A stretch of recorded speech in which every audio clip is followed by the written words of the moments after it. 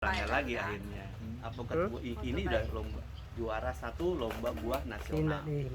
Sehingga eksportir berbondong-bondong ingin mendapatkan buah ke beberapa negara yang dituju, dan alhamdulillah sekarang jadi menambah market kita. Dulu kan orang waktu saya berikan 6.000 pohon ke kampung-kampung ditanya, nanti Pak siapa yang mau beli, kan kayak gitu. Nah, nanti kalau udah banyak nggak ada yang beli lagi. Nggak begitu, ternyata 18 tahun saya kembangkan ini. Sini kakak pegang ya. Makin Mantap aja ya, jangan digoyang ya. Ya. Bahkan saya bisa mengklasifikasi ada market lokal, regional, nasional, dan bahkan ekspor.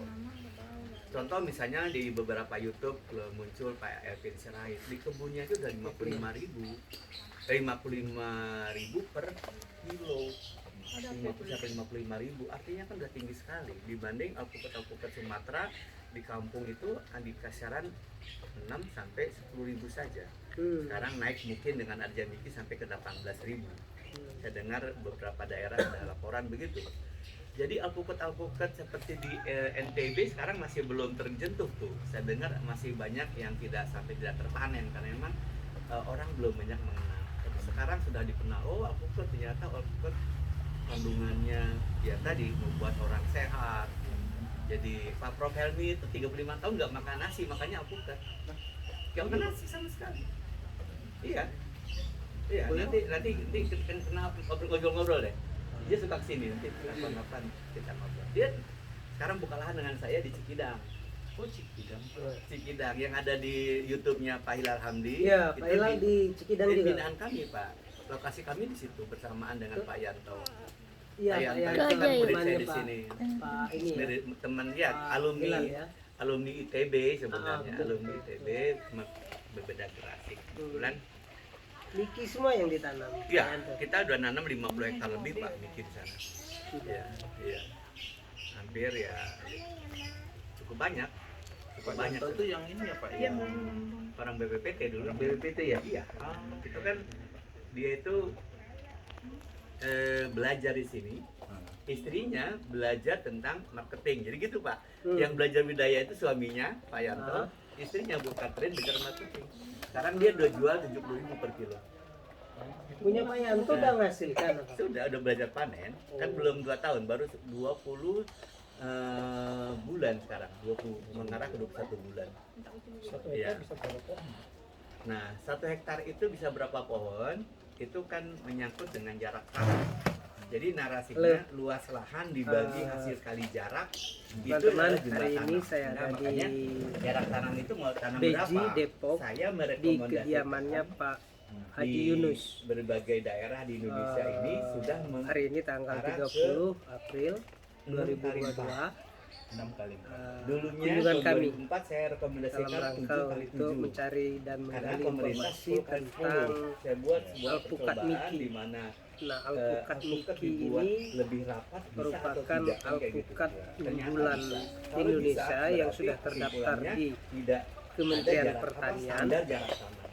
Kalau nggak ada standar jarak tanam, jarak itu bisa berubah. Milik Haji Yunus. Bisa Nah, Miki ini mengikuti kebutuhan merupakan atau dikatakan sana ya nama dari orang tuanya, yaitu Nah, singkatan tahun 2007 ini ada Kinan. berubah menjadi Iya, 6 itu nama kali 6. ibunya dan Kinan itu nama 2019 bapaknya. sudah berubah 6 kali 4. Nah, Nah, kami, sekarang kalau orang nanam di Indonesia di mana kami saya ngirim sekarang pohon, berkunjung saran sini, saya kebetulan di 6 kali. ada teman dari Lalu, Universitas kalau Indonesia dalam juga narasi, mau berdua, ada beliau maksimal, kan tidak berkunjung ke sini dalam rangka menggali informasi tentang alpukat Miki. Misalnya begini, kalau jaraknya 7 kali 7 dulu tahun 2004. Maju dikit Kak, maju dikit. Ya, jarak tanam 7 kali 7 2004, estimasi target panen di 5 tahun itu hanya kurang lebih ya 120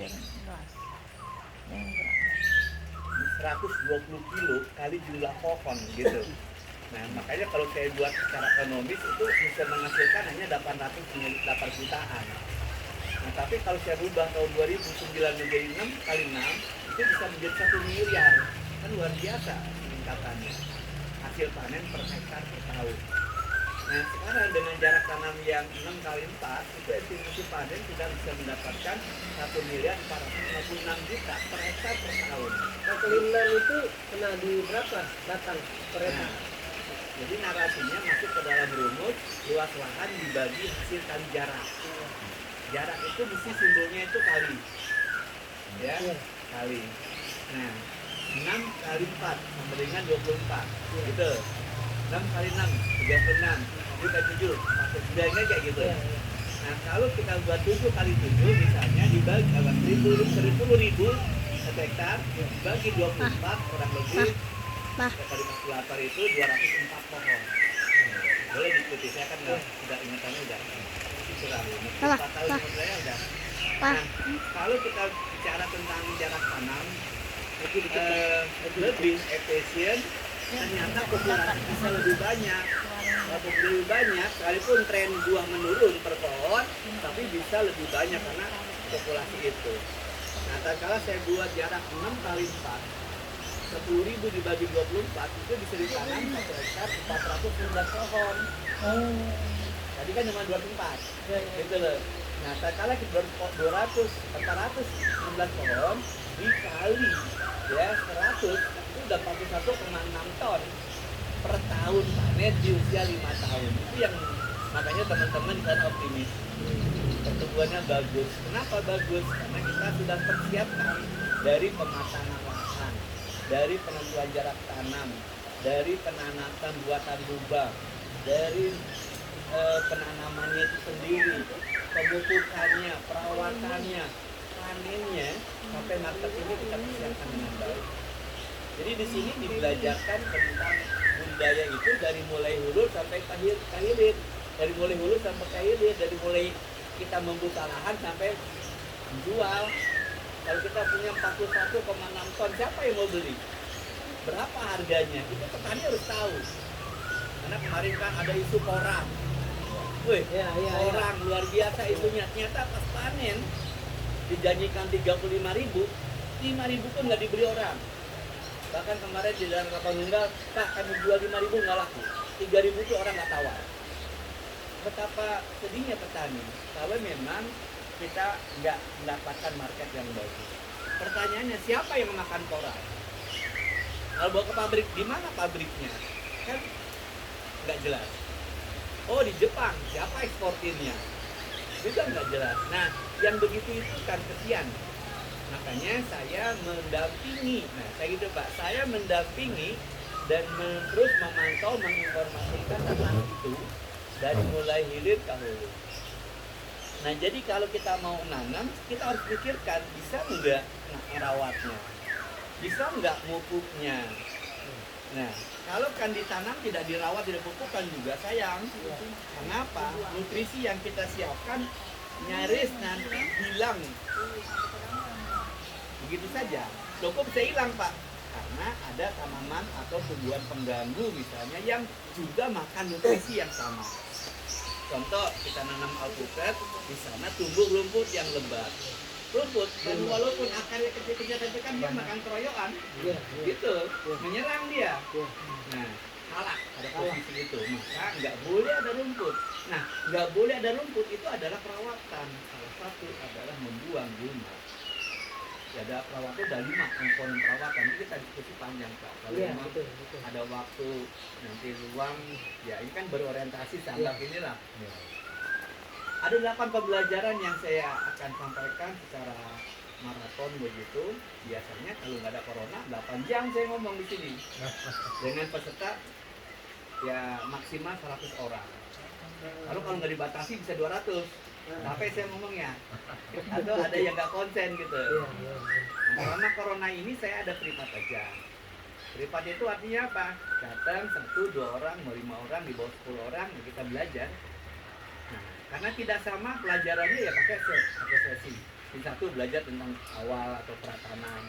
Oh ini saya udah yang kedua berarti tentang lanjutan, yaitu tentang bagaimana kita merawat memupuk.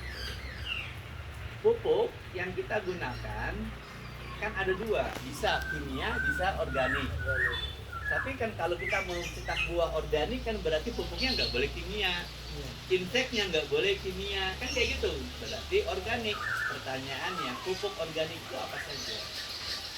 Nah, pupuk organik itu yang kita pakai adalah bisa padat dan bisa cair. Yang di Pak Yanto bilang jamu-jamuan itu. Iya, jamu-jamuan. Jamu-jamuan itu adalah memang kita racik ya, ada 60 sampai 100 jenis tanaman obat. Nah, kita racik di sini. Saya punya cokornya, saya giling di sini. Dulu sebelum ada chopper, belum ada mesin, saya tumbuk-tumbuk, saya pecah dan sebagainya. Nah, sekarang sudah ada mesin kita. Jadi seluruh Indonesia itu kalau yang nggak bisa bikin, saya bantu. Pak, bahannya nggak ada, saya bantu belikan kalau mesti beli. Nah, di sini itu makanya pemerintah nggak pernah nawarkan subsidi apa namanya pupuk, karena pupuk kita nggak pakai pemerintah kimia, pupuk kita racik sendiri. Nah, racikan kita ini sekarang sudah dipakai di beberapa bahkan hampir semua daerah yang memang berafiliasi dengan MIKI, ya pasti arahnya ke situ. Ketika alpukat ke pupuk yang kita racik, nanti Bapak akan kita ajarkan bagaimana cara membuat pupuk organik cair. Organik pada tahulah, kotoran hewan, humus dan sebagainya. Topsoil itu penuh nutrisi yang memang sudah ada di alam, itu kita optimalkan. Tinggal pupuk organik cair yang juga nanti termasuk inseknya kita bantu racik. Inseknya. Jadi kita nanti nggak berpikir berapa harga pupuk, mereknya yang mana, buatan Amerika atau buatan Cina, kayak gitu. Jadi impor minded lah gitu kan. Contoh bromor lah, itu kan buatan sana, bukan buatan Putri. Ya, buatan kita ada NPK, ada terutama yang disubsidi, Korea maupun ada Posca. Pemerintah kan tahu sekarang kebutuhan masyarakat itu ada yang untuk bunga, ada buah, dan ada yang untuk daun saja. Makanya kemarin saya ngomong dengan para tokoh di Kalimantan, kita disubsidi Pak, tapi di buah ada urea dan ada Posca. Posca itu adanya untuk bunga, untuk buah. Sawit misalnya nggak dikasih urea lagi. Tapi untuk tanam petani sayur dan sebagainya dikasihnya urea. Nah, subsidinya kan kayak gitu. Nah, kita tidak berpikir tentang subsidi karena semua pupuk kita buat, pupuk organik cair termasuk insek. Inseknya kita buat dengan semua dengan organik. Itu yang menyebabkan buah alpukat itu diminati ekspor, diminati negara-negara impor. Jepang 70 ton per minggu permintaan, satu ekspor belum itu. Udah jalan nggak? Udah ada rekomendasi dari kementerian, tinggal buahnya aja kita setel rame-rame yuk. Oh gitu. Iya. Maksud saya udah berjalan itu udah mulai ekspor gitu. Ada tapi sekarang kecil, permintaan belum terpenuhi. Karena sekarang serapan masyarakat di Indonesia aja masih kurang. Sekarang di supermarket nggak ada tuh gitu. Belum ada, nggak ada, belum ada, bukan nggak ada, belum ada. Bilang secara kontinu tadi Iya, belum terpenuhi. belum terpenuhi gitu. Jadi 1,5 ton per hari anak saya jual di sini sebagai agen itu udah sampai ke 1 ton. Baru saya orang per orang aja udah habis. Yang saya katakan tadi Pak Propelmi, dia nggak makan nasi makan alpukat, kan wajib dia beli alpukat setiap hari. Iya betul. Gitu bisa aja. Harus ada stok terus di rumah. Iya.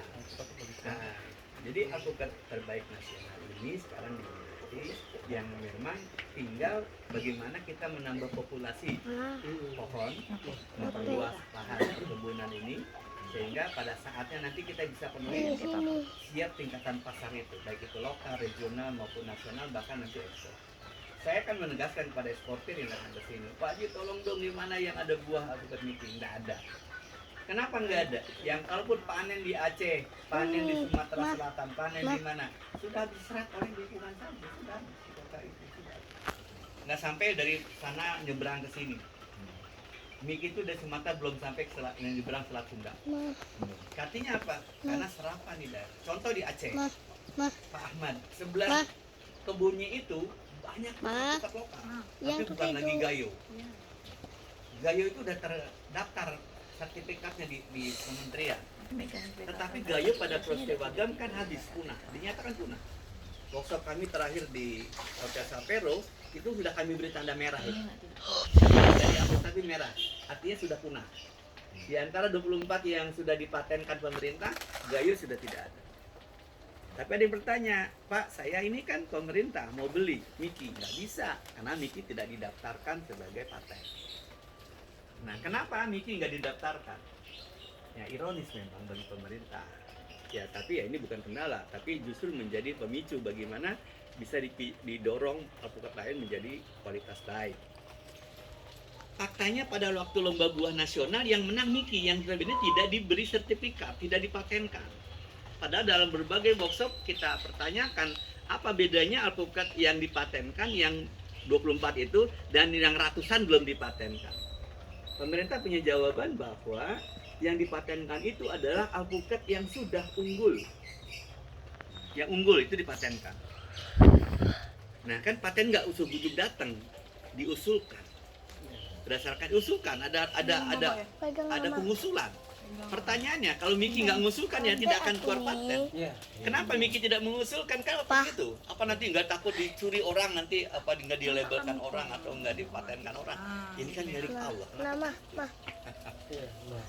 Alpukat itu milik Allah, bukan saya hanya memodifikasi bagaimana yang dulunya tidak ya katakanlah nggak recommended begitu karena datang dari biji, kita sambung. Tak baca noin udah. Kita sambung. Nah, ya, Dem, diam di sini ya. Baca itu baik. Dari setting yang memang dari arah dari apa biji ala berantah begitu ke Jadi YouTuber ini namanya mie. Mana Dari Pak induk tuh Papa yang ada? namanya mie. biasa kesini. Itulah hasilnya. Jadi kalau panen nanti di Sumatera Selatan, di Nah, Medan gitu, Bay. atau di Aceh sama kualitasnya. Dari induk yang sama. Kenapa Indonesia sebelumnya nggak bisa ekspor? Karena alpukatnya ala berantah. Kenapa bisa jadi begitu liar jenisnya ataupun kualitasnya? Karena dari biji. Kalau biji ditanam itu mutasinya 82%. Itu rilis dari Prof. Sogin. 82% itu kan angka yang tidak tolerir, tidak bagus karena 18% itu ibarat apa hanya casingnya yang bisa dipakai kalau jatuh. Nah, jadi saya terus mengajak masyarakat termasuk para penggiat ya, pemerhati dan hobis untuk menggalakkan ini karena memang pasarnya bagus sekali. Harganya juga bagus. Nah, harga ini kan ataupun peluang ekspor juga kan nggak bisa diabaikan, bisa menambah devisa negara. Cuma saya katakan pemerintah nggak bisa beli saya karena pemerintah membuat regulasi yang dibeli pemerintah yang sudah ada sertifikatnya. Pertanyaannya, berarti yang dibeli pemerintah kan yang bukan nomor 1, yang kalah-kalah itu loh. Nah kan yang kalah-kalah dengan gitu loh, gitu. Kenapa nggak didaftarkan aja Pak? Untuk dipatenkan? Didaftarkan itu Pak, di dalam sertifikat patennya itu ada nama pemilik. Saya nggak kuasa itu lah. Ya, jenis misalnya alpukat unggul, namanya Miki, nama pemilik Haji Yunus. Iya, beban ya, kira-kira gitu. Ya siapa itu? Pemilik siapa? Kita katakan pemiliknya apa? Semua beban Pak, saya nggak berani. Karena kita yang mengklaim pemilik, nanti ada orang lain juga yang mau mengklaim Sombong kan. Pak, sombong dia. Iya. Saya enggak. Kalau dia katakan ini milik saya, milik Tuhan. Iya. Kalau ada yang sombong boleh, saya nggak sombong, nggak berani. Milik Tuhan ini Pak, makanya semua umat ini, semua warga negara ini, saya minta, ayo. Jangan orang asing. Permintaan ekspor ini bibit banyak banget Pak. Kan saya katakan kalau kita ekspor bibit, kalah kita. Ayo, siapa yang berani? Ada yang 2 tahun udah panen. Makanya saya buat kalkulasi di 5 tahun panennya udah Gitu banyak. dulu dia nak tidur. Yang Nak satu berayau. 5 tahun. Mulut dia nak tutup. Ya. Aman disuruh Kalau makan di ini sedut. 2 Kapan kali tahun. duduk sini baik? Tahun setengah, 2 tahun, 3 tahun itu kan belajar panen.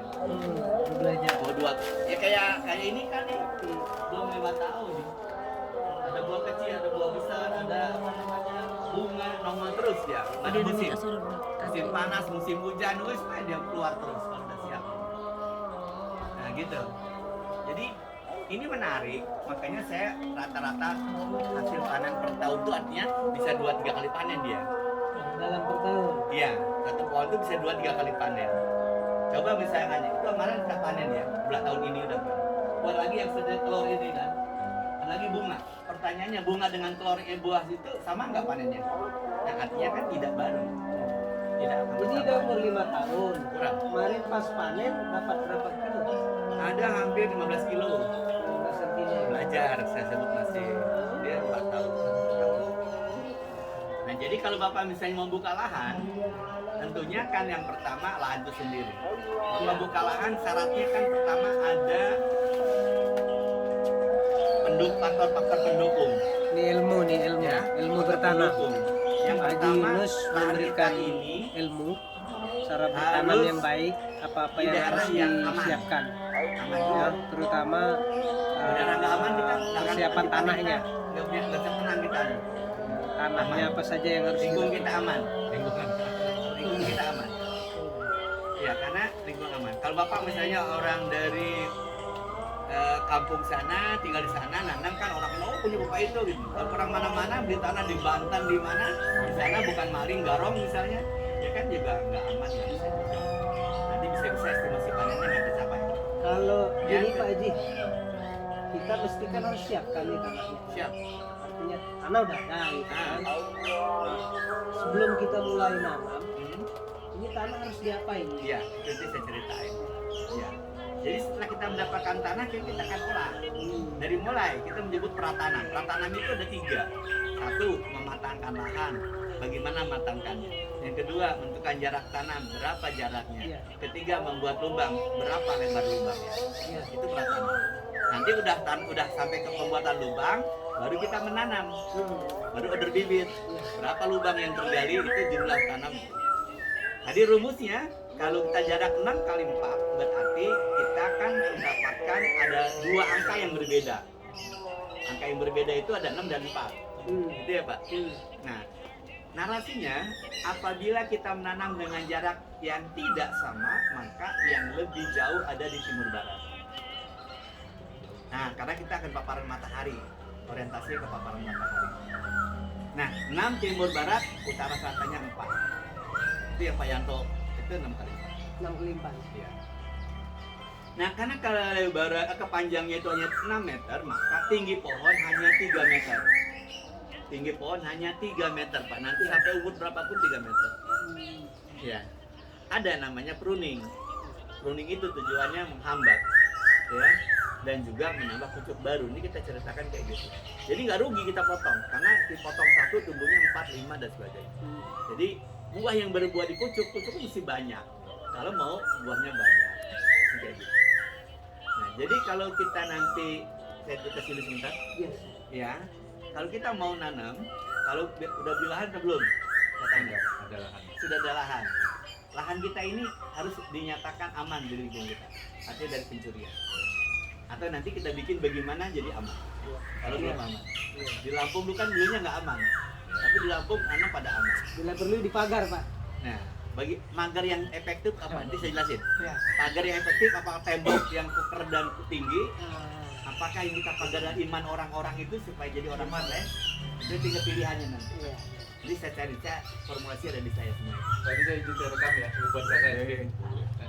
Nah, jadi kalau kita mau aman. Yang kedua, tenaga kerja. Sedia atau tidak tenaga kerja? Nanti kan Bapak juga menyangkut dengan siapa yang mengerjakan. Lalu kita gaji berapa per orang per hari? Itu penting kita ketahui. Kalau mau belum buka lahan. Kalau seandainya sudah ada di situ, ya cepat identifikasi siapa yang akan bekerja di situ, lalu berapa gajinya. Karena kita akan membuat kalkulasi bisnisnya ataupun proposalnya kan menyangkut dengan itu. Nah, kalau bibit ini udah tersedia. Pilihannya ada 3. Ada yang 50.000 tuh di rak-rak situ. Ada yang 100.000 yang tinggi 80 cm yang seperti ini. Ada yang 150.000 tingginya 1 meter. Nah, kan tinggal pilihan itu. Kalau sumsel yang enak efektif ya pakai yang 50.000 saja. Begitu, Pak. Bedanya belum tahu. Tapi kalau Bapak pakai yang 100.000 yang 80 cm ya akan lebih mahal biayanya. Atau Ya, ya. kan itu pilihan lagi. Ya. Pilihan tergantung nanti kesiapan kita. Beda 6 bulan kan lumayan. Nah, jadi selain itu juga ya akses market Antara yang 50 sampai 100. 6 bulanan. 6 bulan. Jadi saya kaji 6 bulan itu berapa kira-kira kerugian atau berapa peluang yang kita lepaskan, kayak gitu ada hitungannya. Karena kalau kami diskusi dengan Prof. Helgi, dengan Pak Yanto dalam sebuah diskusi, kita tiap bulan diskusi di sana. Ada 15 pemilik lahan di Cikidang itu ada 15. Tiap bulan kita ketemu, kita diskusi. Tema apa nih? Itu keroyokan Pak anunya kebunnya. sekitaran Oh, sekitaran. seblok. Seblok. Satu RW. Ya kalau HT kebenaran lah masih. Enggak kurang dari 1 kilo atau 2 kilo. Di Cikidang Sukabumi. Oh, Itu indah sekali ya Pak ya. Indah sekali. Bukit Pak. Iya, Bukit ya. Bukit. Iya. Bukit. Luar biasa. Jadi saya beli 1.000 hektar, bonusnya mungkin berhektar-hektar karena gunung. Ya, view-nya itu Pak. Iya. 1000 Nah, hektar Pak. Hah? 1000 hektar. Nah, kalau kita beli 1 hektar, 1 hektar view-nya berhektar. per hektar, bionya berhektar-hektar, karena depannya gunung, baratnya gunung. Nah, Akses jadi jalan bagus gitu Pak. bagus. Oh, iya. Kan Pak, itu bawanya Alphard kalau ke sana. Ke kebun bawanya Alphard. Iya, iya, iya. Oh, Iya, dia 3-4 Alphard menjajian situ, kebun kami. Iya, saya aja kayak jadi Fortuner juga. Kalau dibuat tempat wisata kan Kita pun juga air terjun di sana. waduh. Kita dibebaskan 1 hektar buat masyarakat air terjun kita siapa. Kapan-kapan main lah. iya Pak, boleh. Menarik nanti ketemu para alumni atau para praktisi di UI, IPB, pada kumpul gitu misalnya dari IPB. Iya, Pak, tadi yang itu udah Pak. Terus kalau lahannya diapain tadi? ya kita mulai ke sini Kak. Nah, Ya, menanam itu kan tentunya di lahan yang telah dipersiapkan. Nggak bisa nanam di alah berantah pohon apapun di sana kita tanam aja di kok. Nggak bisa. Tisu. Karena ada syarat-syarat tanam. Ada tisu. Syarat-syarat pertumbuhan tanaman kita. Maka dari itu kita tidak bisa menanam dengan menyimpan atau menanam di antara pohon-pohon yang tinggi, di antara pohon-pohon yang lebat, ya populasinya dan sebagainya. Tetapi kita menanam dari lahan yang sudah dibebaskan dari gangguan. Nah, yang pertama kalau kita mau buka lahan, ya mau nanam lah dengan membuka lahan. Perhatikan bahwa di sana ada tanaman, ada tumbuhan pengganggu atau tidak. Apa yang disebut atau dimaksud dari tanaman dan tumbuhan pengganggu itu? Tanaman yang disebut mengganggu itu adalah tanaman yang lebih tinggi dari tanaman kita. Iya kan dicari. Karena itu yang berpotensi mengganggu paparan matahari. Siapinnya sama no. Yang kalau ada gangguan itu pohon kita nggak tumbuh dengan baik, bahkan mati. Kan bahaya. Pohon yang lebih tinggi. Selain juga dia yang tingginya akan mengganggu paparan matahari, mungkin saja akarnya sampai menembus ke tanaman kita. Karena kanopinya sudah luas sehingga akarnya sejajar dengan kanopi, bahkan itu sampai ke tanaman kita. Itu tidak boleh. Nah, harus clear itu. Yang kedua, tidak boleh ada rumput-rumput atau gulma. Karena gulma juga tidak lebih tinggi tapi dia memakan nutrisi yang ada di dalam. Gitu. Jadi tanaman yang lebih tinggi, yang mungkin paparan matahari terganggu dan akarnya juga bisa mengganggu, juga rumput-rumput nggak boleh ada. Berarti kalau ada tanaman yang macam-macam itu alah berantah gitu ya, pertanyaannya ada faktor historis atau faktor ekonomis nggak yang mengganggu niat kita untuk menggeser itu? Karena pohon itu biasanya nggak boleh digeser, nggak boleh ditebang, karena ada faktor historis. Contoh, ibu, bapak dulu pernah nanam pohon apa gitu. Tiba-tiba anak dan mantu ini mau tebang, nah, bisa ribut itu nanti Ya, tua. Gitu. katakanlah pohon jengkol umpamanya. Iya, pohon jengkol itu datangnya dari mungkin dari mana didatangkan, wah tuh udah menghasilkan dibuat. Kalau tidak ada historisnya, ngapain kita juga pertahankan? Yang kedua, faktor lainnya adalah faktor ekonomis. Alpukat Miki 1 kilo 35.000 harga paling murah. Lalu bisa dijual lebih dari itu. Lalu kalau ada buah yang kita miliki di sana di kebun itu nilainya 100.000 per kilo atau 50.000 per kilo atau lebih tinggi dari Miki, ya kita jangan tebang lah. Kan begitu? Tujuan kita kan memperbaiki. Kalau udah baik ngapain juga kita tebang? Tapi pertanyaannya tanaman apa yang lebih baik dari Miki? Sebutkan satu-satu deh. Mangga, berapa harga mangga di kebun? Jengkol, berapa harga per kilo jengkol? Kayak gitu saja, tinggal kita lihat. Kalau kita jual alpukat bisa beli jengkol, mengapa tidak? Kalau kita butuh jengkol. Alvin, Pin, kenapa dikejar ayam? Hei, Bisa yang jarak 6x4 itu estimasi buah bisa mencapai 41,6 ton. Yuk sini yuk. Tinggal Nah, kali. itulah yang menjadi gaya tarik kita mulai bertanam Miki ini. Di Makanya umur 5 tahun ke 5 atas tahun Pak ke ya. atas, betul. 5 tahun ke atas. Terus selanjutnya apa Pak? Lahan itu. Oke, yang kedua, lahan itu tidak boleh ada area yang cekung. Dekat no sini. Cekung. Cekung itu bisa menampung air hujan yang berpotensi banjir. Bila terendam 1 malam saja mati pohon kita. Ya. Mati pasti Pak. Mati pasti. Mau berapa tahun umur pohon? Oh dia pun udah gede. 5 tahun udah berbuah, misalnya udah 1 kintal buah, nggak peduli dia kerendam dia mati. Maka dari itu tidak boleh ada yang disebut dengan cekung. Nggak boleh ada yang berpotensi banjir. Banjir apa mungkin saja lingkaran akar saja kebanjiran pun nggak boleh. Maka dari itu nanti pada posisi penanaman posisi tanah harus cembung. Iya, cembung. Harus cembung. Nggak boleh ada cekung. Biar air nampung sini Pak, saya buat cekung, mati dia. Kayak gitu. Nah, kalau ada lahan kita sudah disiapkan, tidak ada tanaman lain, sudah bersih. Yang kedua, jika ada genangan air, kita lanjut ke penentuan jarak tanam. Penentuan jarak tanam itu berimplikasi kepada populasi. Populasi berimplikasi kepada hasil panen. Hasil panen itu berkaitan dengan populasi. Jadi populasi makin banyak. Boleh kalkulator?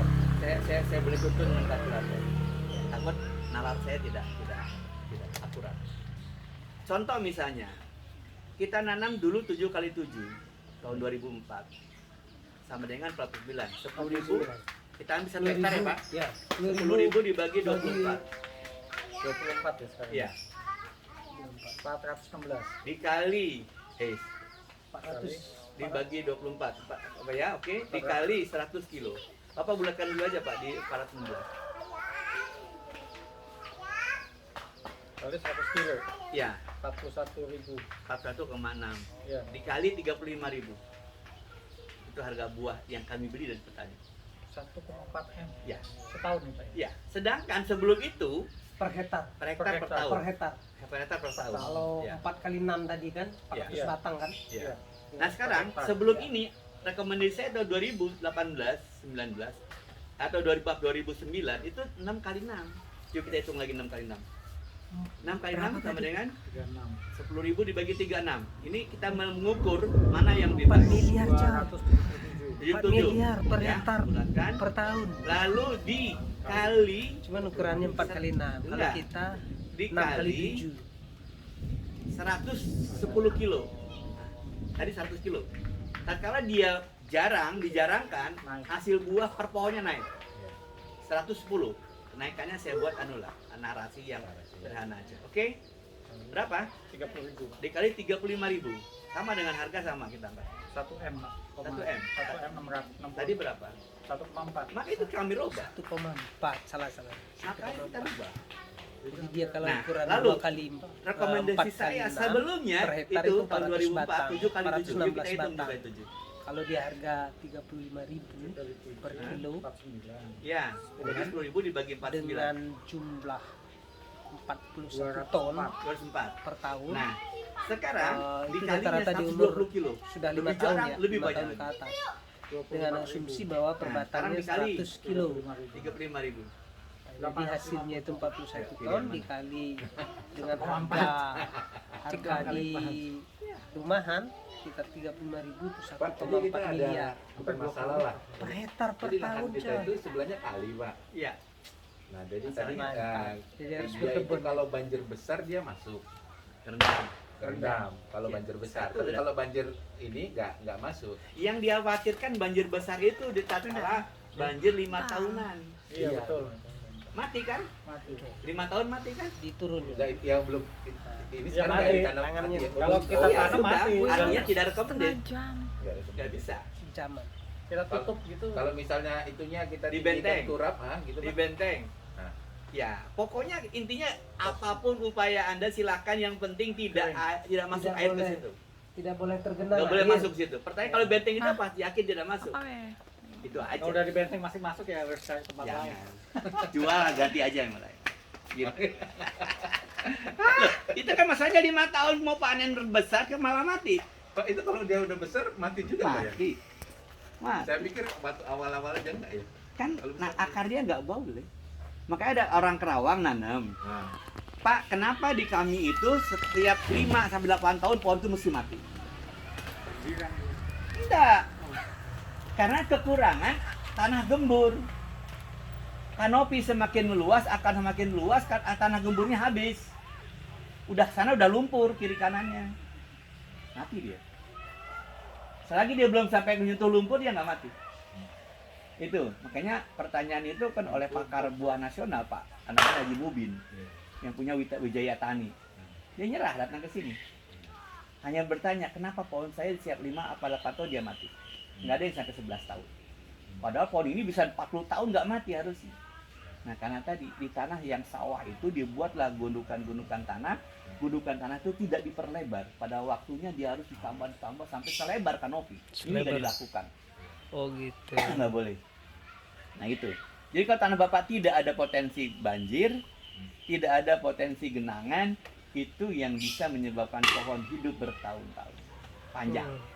Pak, itu nggak ada masalah sama ketinggian ya? Kalau Miki? Nggak ada. Di Palembang nanam hidup. Mau di Dempo hidup. Iya, iya, iya. Pak Yanto Mau itu kan tinggi ya, 600-an. 600-an. Iya, di Cipanas kita nanam berapa? 1.200. Gunung Dempo kan 1.300. Daerahnya pagar alam itu. Betul, betul. Tinggi. Di daerah Palembang Dia- sendiri rendah. Apa namanya? Kalau saya ke Palembang, saya kan dibawa oleh pemandu wisata itu kan ke Kelenteng sana, naik boat dari bawah jembatan Ampera. Iya, iya, iya, Kan iya. ke laut sana juga. Iya, betul, betul. Udah laut. Artinya ada tips Rendah. semua, Pak ya. Iya. Baik di Ya, rendah seperti- maupun tinggi nggak masalah Nggak dia. ada masalah. Hmm. Ya kan gini, untung nanya. Kalau nggak ujuk-ujuk nanam yang daunnya itu, Iya. kalau saya jual pohon ya saya jualin aja, yang penting laku. Tapi kan saya tidak demikian. Kita mengedukasi masyarakat itu agar pada waktunya dia bisa merayakan panen. 5 tahun kena banjir habis lah. Iya, siklus itu yang nggak boleh kita nggak boleh abaikan. Siklus 5 tahunan ini kan bahaya. Contoh, yang 5 tahunan itu kan Monas kebanjiran. Air nyampe ke Monas kan kayak gitu. Iya. Sekarang nggak banjir. Iya, untunglah politik bisa menang kalau sekarang nggak banjir. Pas kena banjir saya bisa bendung air. Itu tadi lahan sudah kita siap, Pak kan? Ada berapa hektar? Yang contoh aja yang mau dibangun alpukat Kira-kira 10 hektar lah, Pak. 10 hektar, 10 dikali 416 kebutuhan 416. pohon. Saya rencananya agak lebar dikit lah, Pak. Mungkin 6x7 lah kira-kira kan. Sebab mengantisipasi kalau kan dia saya sudah bilang besar, tadi, kajian saya sudah melakukan 7x7 hasil panen yang bisa, estimasi panen itu cuma 800 miliar. Ada juta. Maaf. ya. Tatkala kita buat 6x6, kita sempitkan, populasinya bertambah, kita menjadi 1 miliar gitulah teman-teman. Ya. Tatkala kita rapatkan lagi dengan hasil buah menurun lebih kecil, beda 20 kilo per pohon, itu masih dapat lagi 1,4 miliar. Kan kayak gitu. Ya. Nah, Ya. artinya sekarang Bapak, ya, kan ada ilmu yang namanya pruning. Hmm. Oh Pak, nanti kan kalau bersatu, nempel, ya kan kita hambat supaya dia nggak nempel. Atau kalau nanti umur dia 10 tahunan ke atas kita jarangin aja dia, Nggak Pak. perlu. Nggak perlu. Nggak perlu. Cuman cukup aja pemangkasan Nggak aja ya, perlu. pruning aja. Iya, Oh gitu. Tidak Oh. terpengaruh terhadap buah yang dihasilkan. ya kan begini saya katakan, adanya penghambatan atau adanya kita membatasi sayap atau kanopi, kita menghambat tinggi karena tingginya 3 meter, pasti ya tadi ada resiko penurunan buah. Ya. Dari 120 kilo di jarak 7x7, Hmm. lalu kita turunkan menjadi 6x6, turun dia 110 kilo estimasi buahnya. Dan buat 6x4 turun lagi 100. Tapi populasinya akan bertambah 2 kali lipat dari 7x7. Sehingga yang 204 bisa menjadi 416 gitu loh. Sehingga jumlah pohon yang kita tanam lebih banyak, hasil buah per pohon menurun tetapi tidak mempengaruhi atau bahkan lebih banyak daripada jumlah pohon yang tadi sedikit. Itu disesuaikan 18 tahun, Pak. Jadi kalau Bapak menanam misalnya 27 atau kurang dari itu berarti mundur ke rekomendasi saya tahun itu. Kalau Bapak baca buku saya yang dulu Bapak baca, bukan yang sekarang. Oh gitu. Iya. Harusnya kan kita kan saya bilang tadi, pilihannya mau yang hasil panennya 800 juta Atau yang 1,4 7, tadi.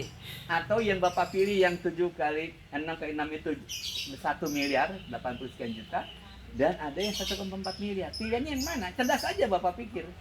Yang pilihannya yang kecil. Kan pemerintah mengapa nggak mau mengecilkan Pak? Saya ribut loh Pak waktu dengan box office nasional. Artinya saya keras sekali berpendapat, berargumen. Karena apa? Karena kalau waktu itu kan saya suruh baca buku yang mau diterbitkan, mau dicetak. Selaku praktisi, saya suruh baca itu buku. Saya tim yang untuk merevisi itu draft. Nah, saya bilang 10 kali 10.